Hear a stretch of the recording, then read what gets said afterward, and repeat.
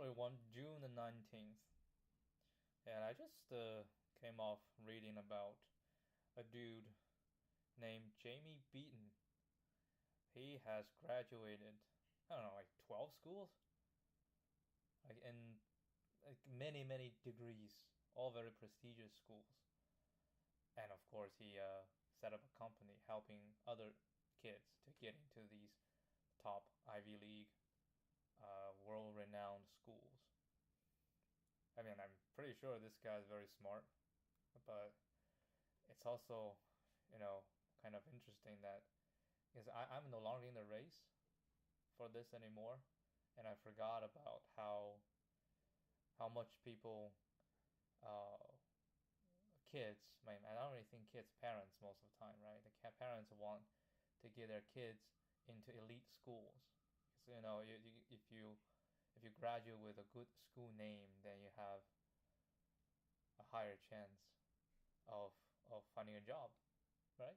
Seriously, that's I think basically why people want to get into these top schools. And this dude got into I don't know like 10 top schools, but just come to think about it, right? There always this idea. And then when I was growing up, it's always about schools. You need to go to good schools, and you need to dedicate almost your entire childhood studying and then trying to be good, trying to do better, and trying to get good grades because grades tests is the only way to crack schools where I came from. And where I came from, that is indeed one of the one of the easiest ways to find success. Yes, actually, I'll put it this way.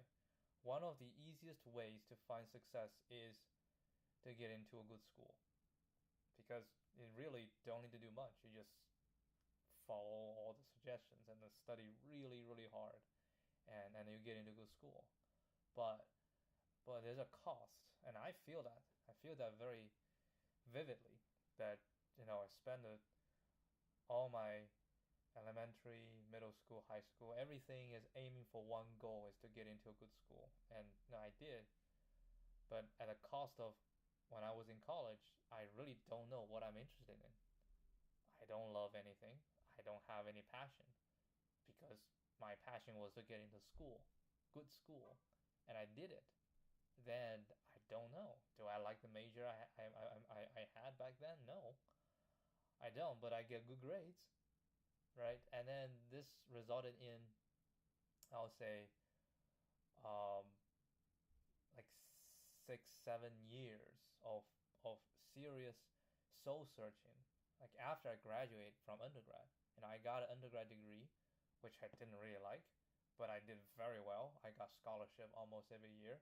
I ranked really top, like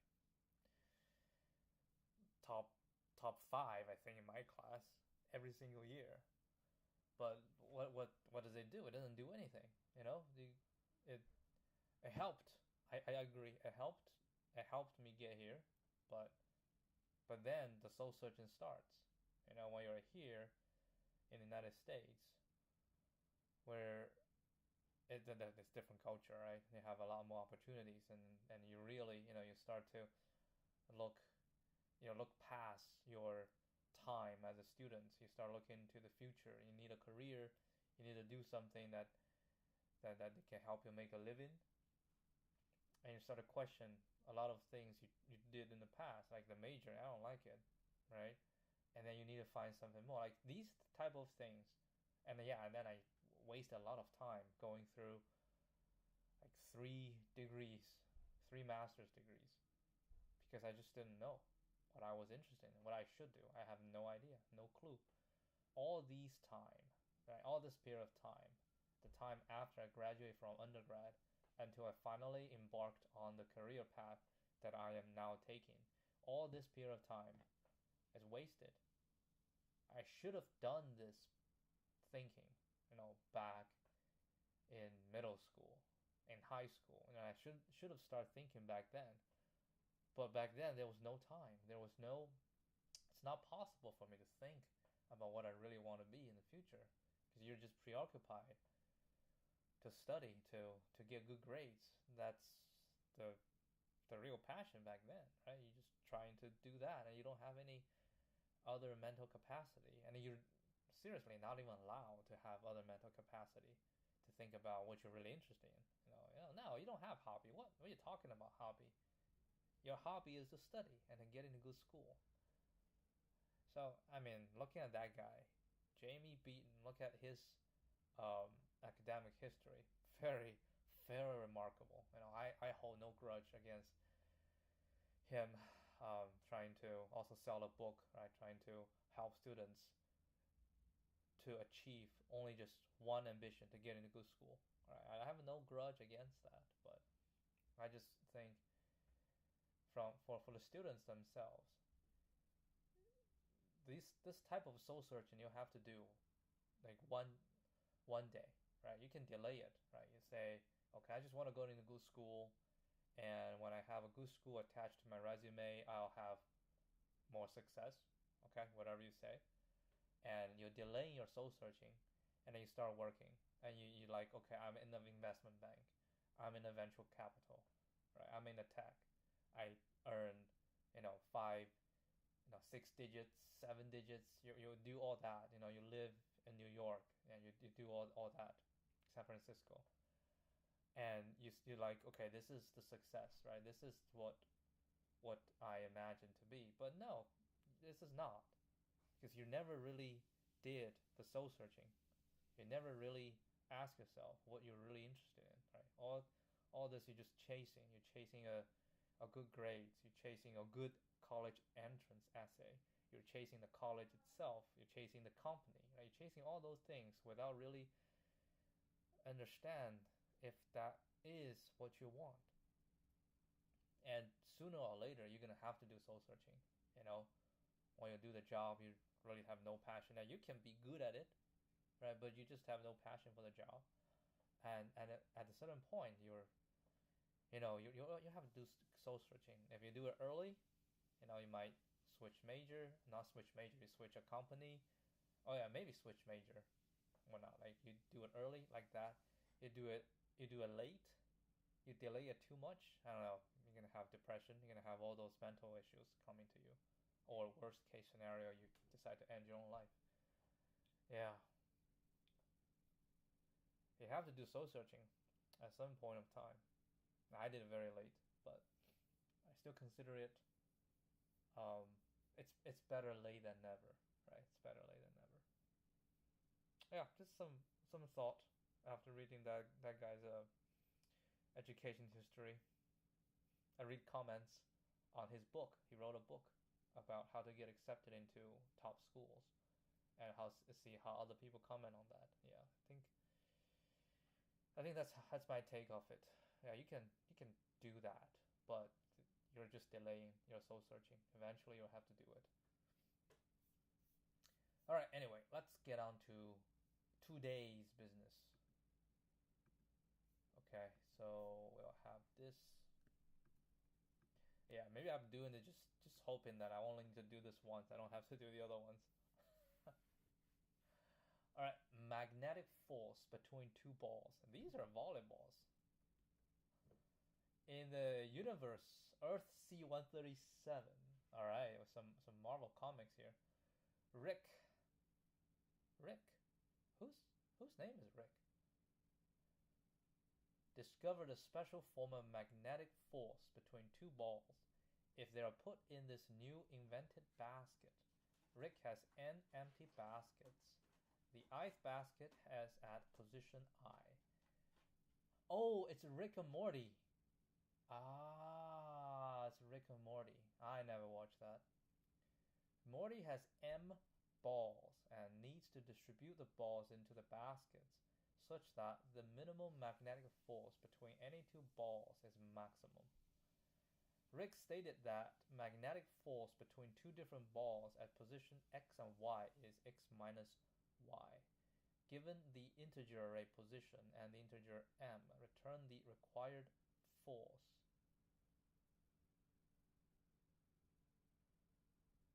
So we have some positions, and we have balls, and we need to put the balls into the positions, however distribute you want.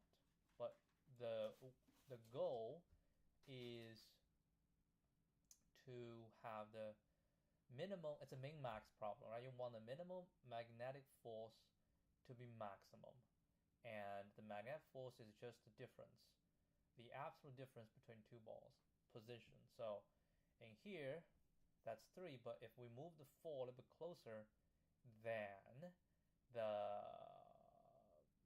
magnetic force between these two will be 2, and we're looking for the minimum magnetic force, so it will be 2, so that should be 3, right? So the answer from yesterday's experience, we pretty much know it should be binary search. I mean, yeah, that's from yesterday, but we can also say it's binary search because of min-max, right? Min-max is like a very strong signal that you want to use binary search. Okay, so how do we do binary search? What we're looking for is the magnetic force, right? So we can put a magnetic force and try to distribute the balls and see if it's possible to get what we want. Now, because what we are getting at is the minimum, right? We say in the mid, right? You have a low, a high, and have a mid. And we're saying the mid is the current minimum magnetic force.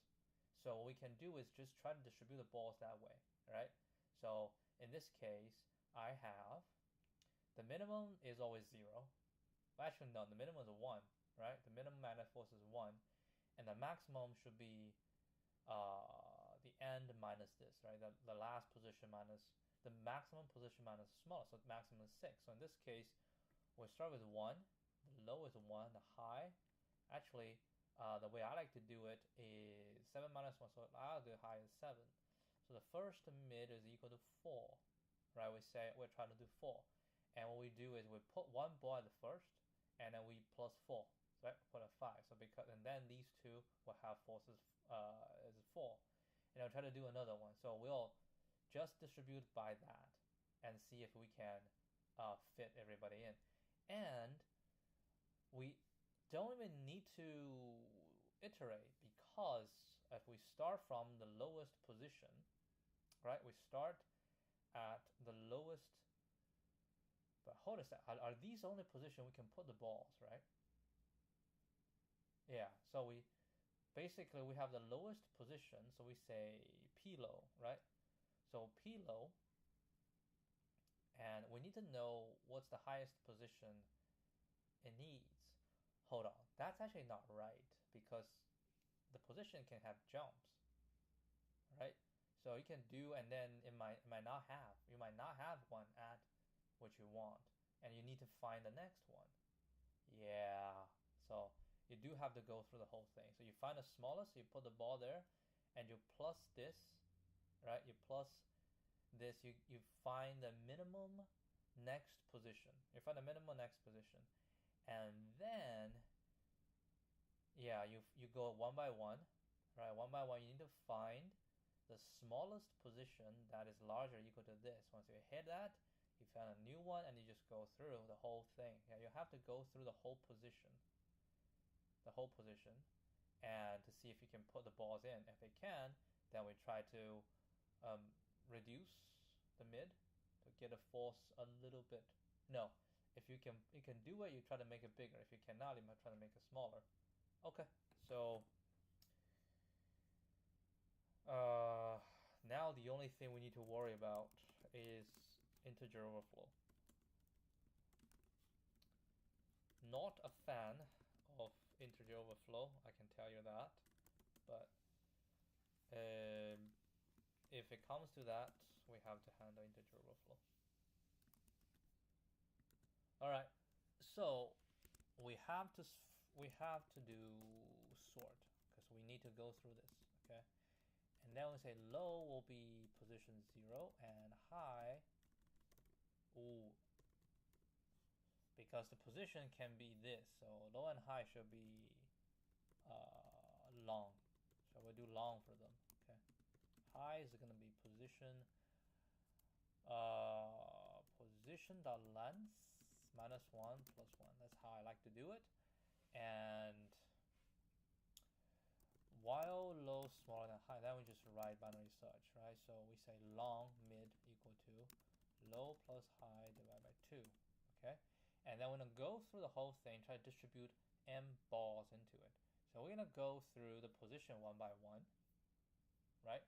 We'll go through the position one by one, and actually no, we always put the first position, right? So we have a pre, so we have int pre shall be position 0. That's the pre position, right? And now we're gonna go for, let's say for int I equal to 1, I smaller than position.length and I plus plus, right? So we go through them one by one, and if it's larger or equal to pre plus m, right? Pre plus m. If it's larger or equal to pre plus m, I will update and I will minus on the m. Minus on the m. I should not minus on the m. I need to know int remaining shall be m minus 1 because I already put, right? So this is to put the first ball at the first position, right? At the first position. Okay. Yeah. Then we say if position I is larger or equal to pre plus m. Wait, what is m? No, plus mid. Right, that's the force. If that is the case, right, so the current position can be used and it's the smallest, then we say pre shall equal to position I, right, and rem minus minus. Else, if it's smaller, then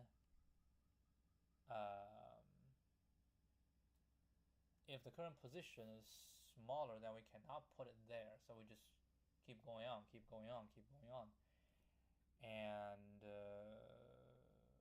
if we say if rem is equal to 0, right, then we break, right? So yeah, if the position is good, I use it, I put the ball there, I update the pre, and I reduce on the remaining, right? I reduce on the remaining, and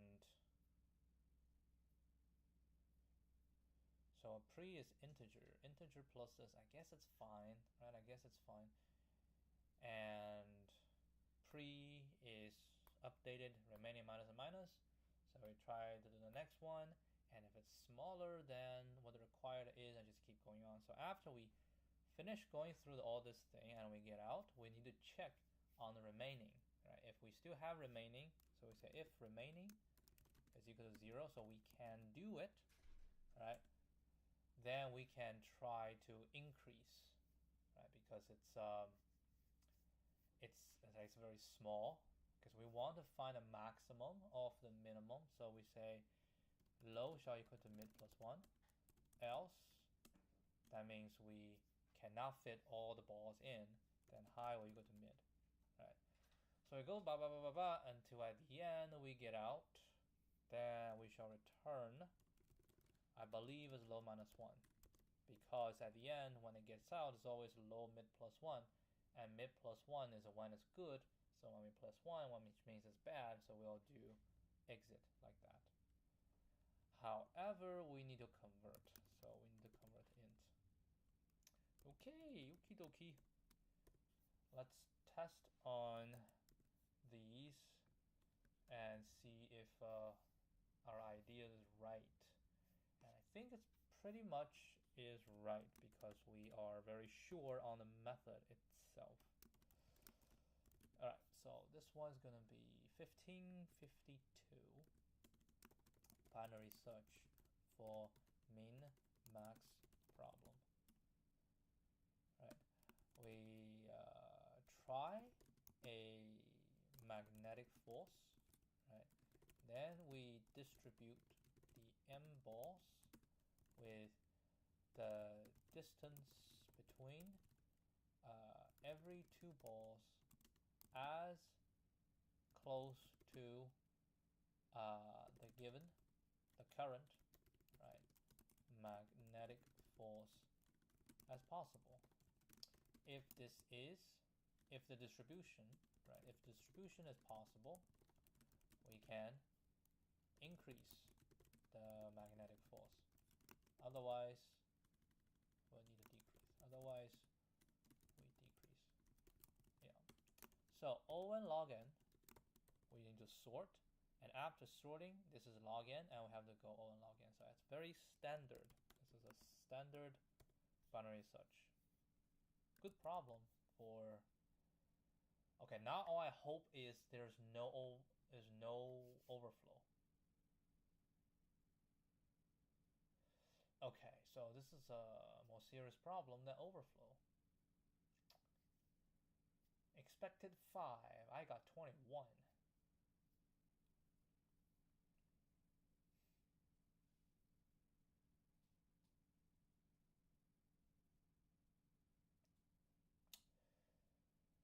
Okay, what happened?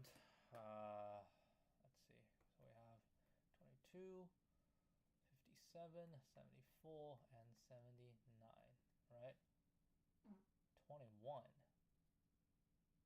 Maybe I didn't consider the last. Position I. So 21 is good.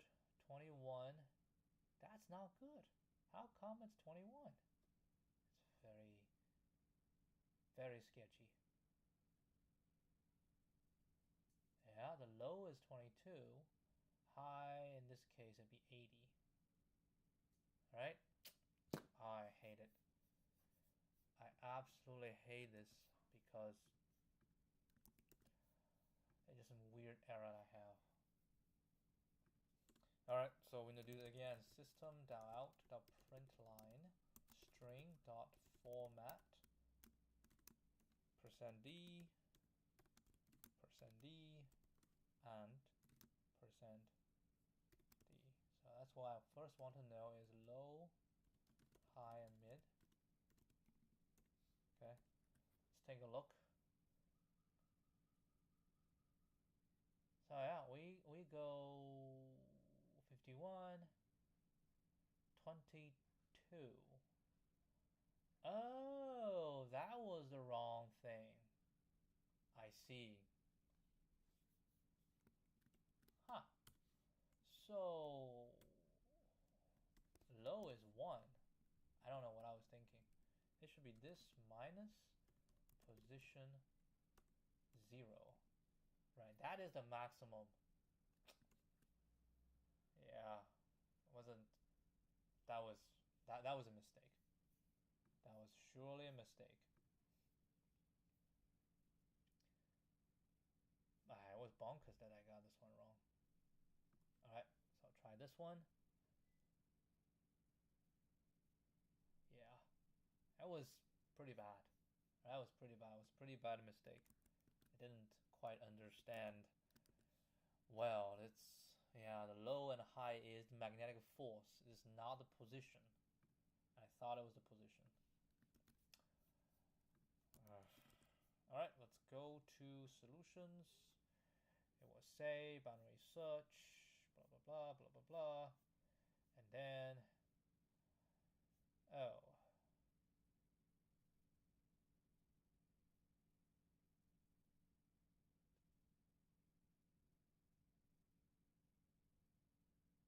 That is true, right? That is true because sometimes you can end it early. I guess that's why they're trying to say.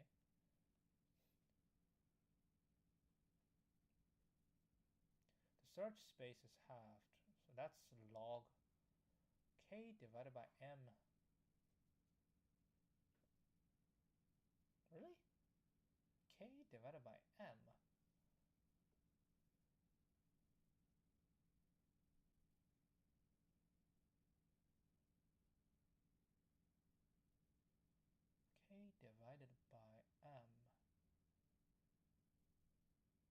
what's k?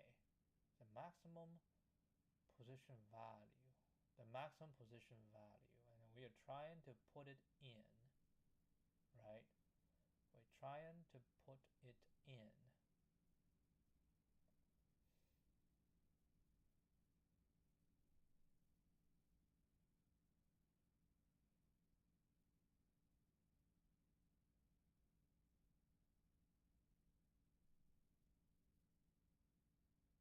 K divided by m. I usually just say log n, right? It's just log n. It's n log n. And what's m? M is the number of times. I would rather say that you actually get out fast here. So technically it's not going n times, right? Because every time you do, you reduce by this, you reduce by this. I don't know. I'm not gonna do this.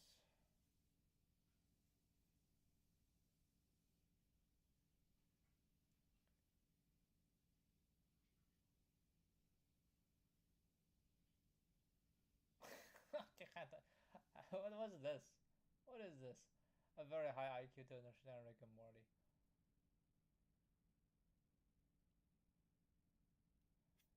All right, I'm not. I'm just do this.